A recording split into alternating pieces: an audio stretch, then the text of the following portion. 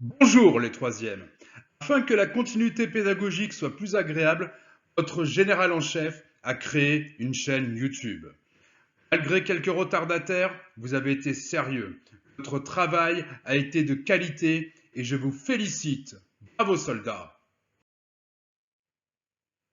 Attention, vous ne devez pas vous démobiliser.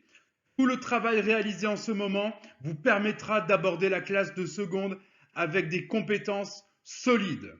Attention, la classe de seconde est une classe d'orientation. À la fin, ce sont les meilleurs qui seront sélectionnés. Alors, au boulot, la France a besoin de vous. Dans le cours précédent, nous avons étudié les causes de la décolonisation et de la guerre d'Algérie. Je vous ai envoyé à chacun une correction individuelle que vous avez réalisée.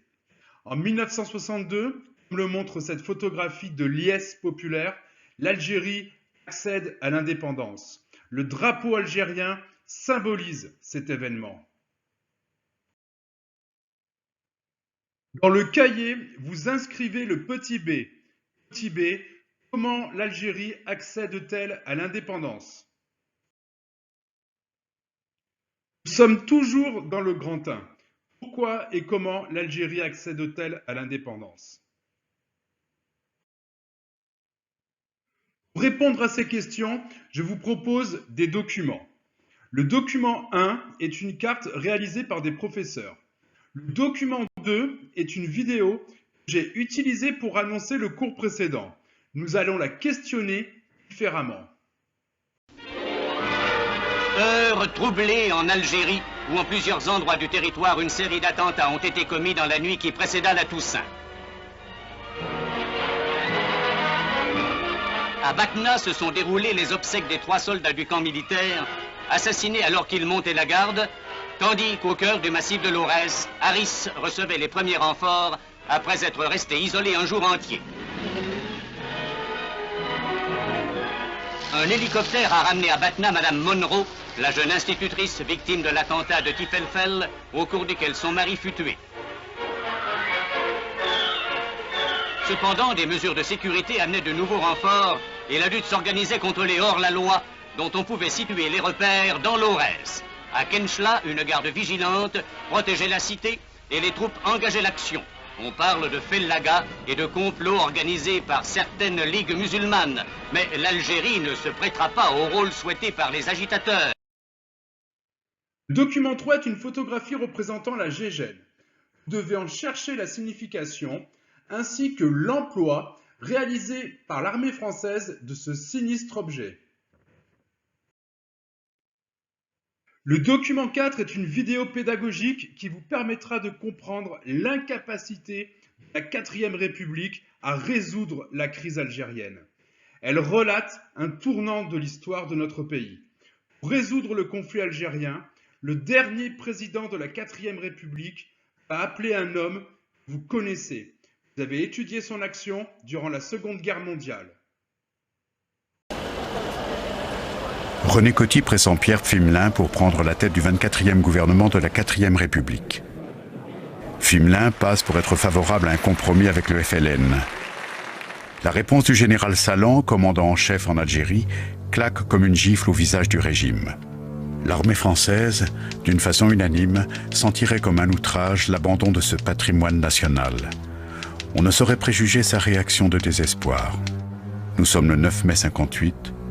Encore quelques jours et la 4e République sera à terre.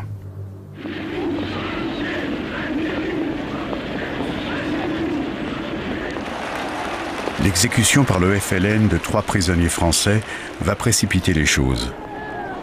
Elle donne prétexte aux activistes d'Alger pour une manifestation de masse. Le 13 mai, la foule prend d'assaut les bâtiments publics. Celui du gouvernement général est occupé.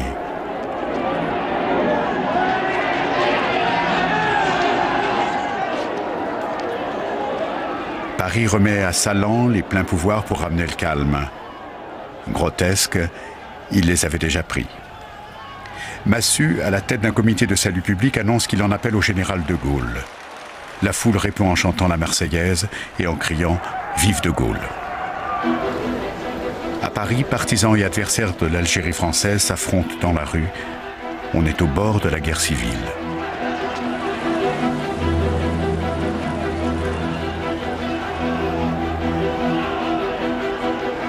L'Assemblée nationale prend peur. Dans l'affolement, le gouvernement retire à Salan les pleins pouvoirs confiés quelques heures auparavant. Il refuse de les rendre et le lendemain, au balcon du gouvernement général, en appelle à De Gaulle. La 4e République va mourir comme elle était née, sous la pression de l'armée.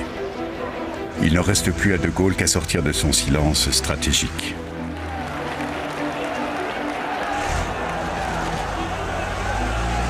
Ce qui se passe en ce moment en Algérie par rapport à la métropole et dans la métropole par rapport à l'Algérie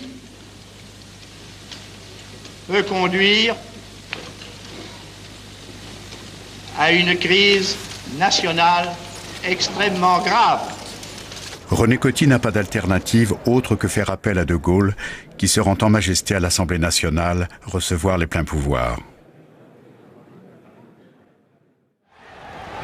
Il s'était retiré 12 ans auparavant, faute de rallier la classe politique à son projet de constitution. Certes, la République. On songe à ce qu'il avait répondu à Malraux, qui lui demandait quand avait-il pensé revenir au pouvoir. Toujours. De tout mon cœur, au nom de la France, je vous demande de répondre oui. Vive la République, vive la France!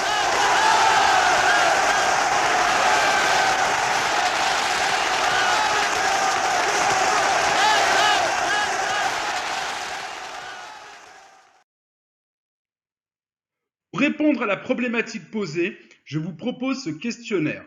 Il est donné dans Pronote en format PDF et Word. La correction sera donnée dans une prochaine vidéo.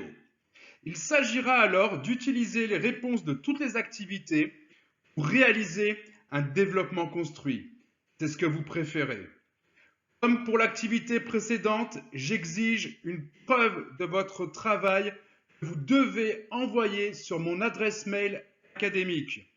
Votre général en chef vous ordonne de vous mettre au travail. Au boulot!